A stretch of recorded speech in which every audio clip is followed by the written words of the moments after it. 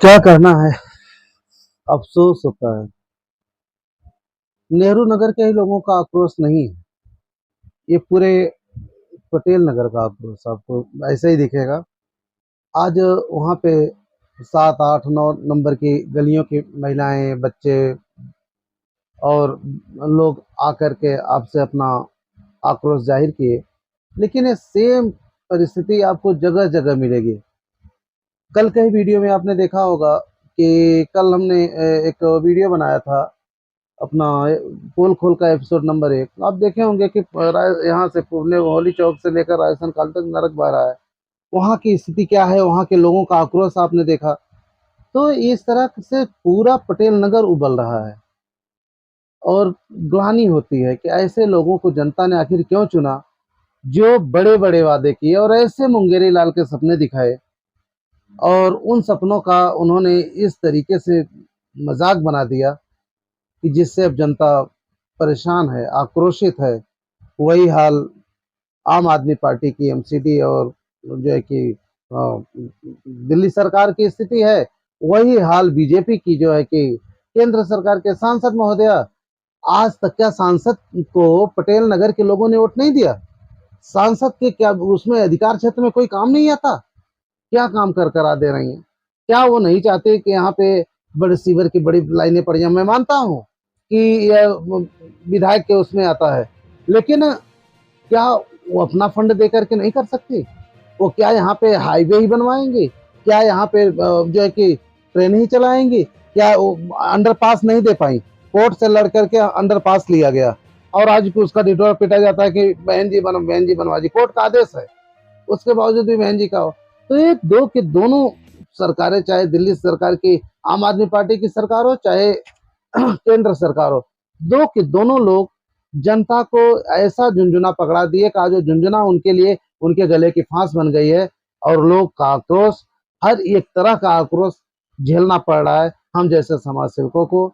और जो समाज के हित की बात करने वाले लोग हैं उनको झेलना पड़ रहा है और देख रहे हैं। अच्छा, जो आक्रोश भी कर रहे हैं, गुस्सा भी कर रहे हैं, उनका भी कहना है कि भैया नेताओं ने हमें बहुत ठग लिया, वोट दिए, लिया, सब कुछ लिया, आज पूछने नहीं आता। आज आप लोग पूछने आते हो और उस समय भी आप लोग ही पूछने आते थे, लेकिन मती मारी गई थी कि जो उन लोगों की बातों में हम लोग पड़ गए और आप जैसे लोगों का साथ नहीं दे पाए। ये जनता का आक्रोश है। कोई बात नहीं, गलतियां हो जाती हैं, लेकिन ये गलतियां ऐसा नहीं कि हमेशा होगी। जनता समझ रही है, सारी चीज ठीक करेगी, लेकिन अब जो स्थिति है भैया बद से बदतर हुई है। आप देखिए 2 अक्टूबर को पूरे देश में स्वच्छता अभियान चल रहा है।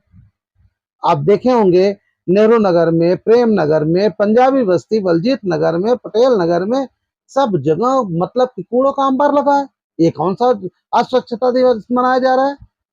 क्या बापू जो स्वच्छता दिवस का जो एक उन्होंने एक वो छेड़ा था, वो अपने घर के लिए छेड़े थे? वो तो पूरे देश को स्वच्छ बनाना चाहते थे ना।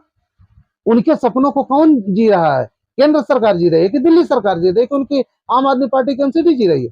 सब तो नरक बनाने में भैया तुले हुए हैं। फोटो खिंचाने के लिए टाइल्स मार्बल पे 4 ठो पत्ते डाल करके झाड़ू लगा लेंगे कि मैं सफाई कर रहा हूँ। ग्राउंड पे आकर के देखिए, ग्राउंड का वो दिखाया जाए। 2 अक्टूबर का वीडियो आप दिखा रहे हैं, ये देखें जो इनके विधायक हैं, पार्षद हैं, मेयर हैं, सांसद हैं, प्रधानमंत्री जी, देखे क्या स्थिति है। वास्तविकता ये है, मार्बल पे टायर झाड़ू लगा लेने से देश की सफाई नहीं हो जाएगी।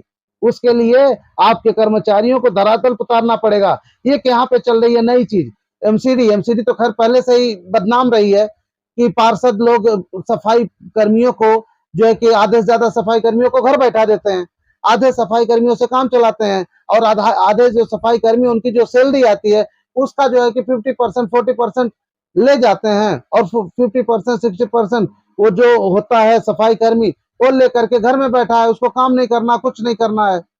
इस तरीके का खेल चल रहा है। इस तरीके के उनको बोलते हैं लाहौरी, एक शब्द है।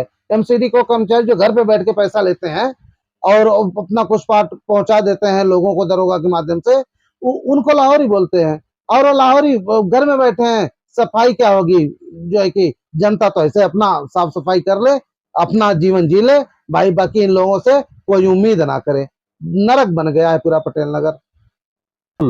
आपने अगर भविष्य को लेकर के अगर लोगों को अगर अभी से ज्ञान हो रहा है, उनके चक्षु खुल रहे हैं, तो ये देश के लिए वास्तव में एक सौभाग्य का जो है कि विषय है। अगर अब जनता नहीं सुधरी, अद्धे पौए पे चलती रही, तो अपना तो जैसे मन तैसे जी ली, अपने बच्चों के पैर में कुल्हाड़ी मारने का काम कर रही है, करेगी। बच्चों के पास रोजगार नहीं है, महंगाई अपने चरम सीमा पे है, गैस सिलेंडर कभी 100 दो 150 रुपए घट जाता है, कमर्शियल 209 रुपए 10 रुपए बढ़ जाता है। ये तमाम चीजें जो है कि वो केवल डमरू बजाया जा रहा है। और जनता ये सही सोच रही है, सही कर रही है कि 2024 के इलेक्शन में उसको सोचना पड़ेगा, समझना पड़ेगा। जो उनके बेहतरी के लिए प्रयास कर रहे हैं, उनके साथ तो जनता को जाना ही पड़ेगा। भले जो है कि अपना जो गलतियां हुई उसमें तो सुधार जनता को ही करना पड़ेगा। आपको क्या लगता है 2024 के चुनाव में दिल्ली का जो दयनीय स्थिति बनी हुई है, ये मुद्दा क्या दिल्ली प्रदेश से बाहर निकल चुका है? वहाँ पे भी इसका प्रभाव दिखाई पड़ेगा? अगर बात करें अन्ना आंदोलन की, से मैं बात करता हूँ। अन्ना आंदोलन जिस तरीके से 2011 में शुरुआत हुआ उसका, 2012 पीक था, वो दिल्ली में को केंद्र बनाते हुए अपना जो है कि जैसे मुकाम हासिल करने लगा, वो आंदोलन पूरे देश में गया। दिल्ली एक्चुअली ऐसे बात पड़ जाती है कि दिल्ली में हर राज्य के, देश के हर राज्य के लोग रहते हैं, और दिल्ली में जो चीज मुहिम बन के आती है, मीडिया है, सारी चीज है। और आज तो मीडिया का कोई वो नहीं, यूट्यूबर इतने कारगर साबित हो रहे हैं जनता के मुद्दों को लेकर के कि मीडिया आज शांत हो गए, उनके समझ में नहीं आ रहा है कि मैं करूं क्या। ये जितनी तेजी से बाहर यहाँ का मैसेज जाता है, उससे लोगों में जागरूकता आती है। लोग यहीं से, दिल्ली से, इस राष्ट्रीय चुनाव में जो है कि जो जनरल इलेक्शन है, इसको लेकर के जो भी मुद्दा यहाँ पे बनेगा, वो देश में चलेगा। ये दिल्ली की एक विशेषता है कि दिल्ली ने जिसको नकारा, उसको पूरे देश ने ठुकरा दिया। और दिल्ली बहुत तेजी से लोगों को, सत्ताधारियों को नकारने के लिए बेसब्री से समय का इंतजार कर रही है। चलिए, पटेल नगर से आप एक सच्चे समाज सेवक हैं, क्या कहेंगे पटेल नगर की जनता को? पटेल नगर की जनता को तो अब यही कहना है कि ठग लिए गए हो, और अब अपनी सुध ले लो, क्योंकि अब आपकी सुध लेने वाला कोई नहीं है, ना पार्षद, ना विधायक, ना सांसद। आपको अगर चेतना आपकी जागृत है, चेतना में हैं आप, तो अपनी सुध आप खुद लीजिए। क्योंकि अगर आप अपनी सुध अब नहीं लिए, तो फिर समझ लिए कि दुर्भाग्यपूर्ण जीवन आपका है। और सुध लीजिए, और अपने समस्या के निदान के लिए आप खुद आगे बढ़िए। आप लोगों का, आपकी समस्या का जो है कि निवारण के लिए टीम फाटक संघर्ष समिति लगातार संघर्ष कर रही है, आप ही के लिए संघर्ष कर रही है। टीम फाटक संघर्ष समिति को कुछ नहीं चाहिए, वो आपकी समस्याओं को लेकर के आपके बीच में आ रही है, आपकी समस्याओं को बता रही है कि समस्या है, आप उसके लिए इकट्ठा होइए और अपनी समस्या को आइए मिल करके हम देखते हैं, दो दो हाथ करते हैं और देखते हैं कैसे समस्या खत्म नहीं होती। लेकिन साथ चाहिए आपका।